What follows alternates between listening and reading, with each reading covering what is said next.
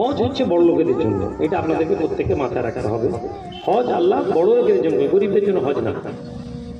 কিন্তু আমাদের দেশ সমাজ ব্যবস্থা এখন এত বড় জায়গায় পৌঁছে গেছে যে মানুষ এখন মোবাইল, টিভি, ইন্টারনেটের মাধ্যম থেকে, ইউটিউবের মাধ্যম থেকে তারা আকাঙ্ক্ষা রাখে যে আল্লাহ নবীর ঘরে, আল্লাহর ঘরে একটু হাজিরা দিই, এবং মানুষ উমরাতে বারবার যায়।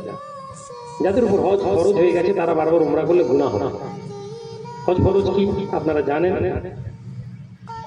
সফরের খরচ, সফরের নিরাপত্তা এবং বাড়ির খরচ এবং সবকিছু, শরীর টরীর সুস্থ থাকলে একজন লোক বর্তমান সমাজে যেটুকু খরচ আছে ওইটা যদি কারো সেভিংস থাকে তাহলে তার উপর হজ ফরজ।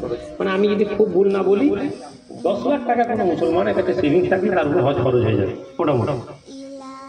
এবং বহু এমন হাজার হাজার মানুষ যারা উমরা যান, 20 লাখ 30 লাখ টাকা হয়তো তার কাছে আছে, কিন্তু তারা উমরা যাচ্ছেন, বলছেন হজ এখন মেয়ের বিয়ে হয়নি, হয়নি।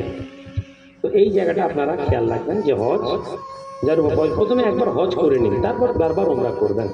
হজ হচ্ছে বড় লোকেদের জন্য, এটা আপনাদেরকে প্রত্যেককে মাথায় রাখতে হবে। হজ আল্লাহ বড় লোকেদের জন্য, গরিবদের জন্য হজ না।